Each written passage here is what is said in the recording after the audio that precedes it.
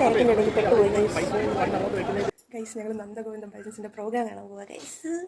കുറേ നാളുണ്ട് കാത്തിരുന്ന് ലാസ്റ്റ് ഒരു ചാൻസ് കിട്ടിയതാണ് ഗൈസ്. ഞങ്ങളപ്പോൾ പോവാണ്, പോയിട്ട് വരാം.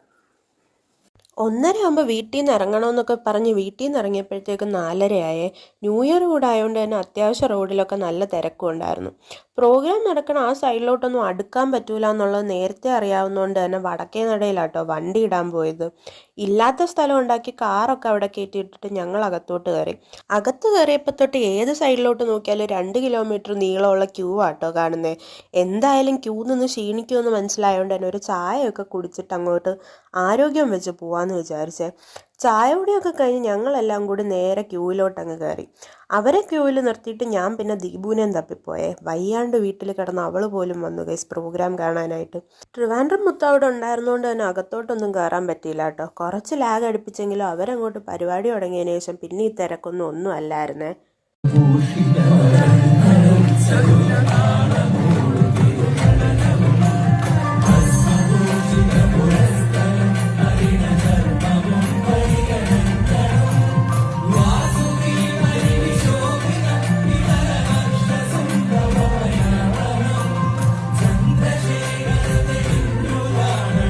ഒരു 8:45 ആയപ്പോഴേക്കും പിള്ളേരൊക്കെ നല്ലോണം തളർന്നേ. പിന്നെ ഞങ്ങൾ അവിടെ നിന്ന് ഇറങ്ങി.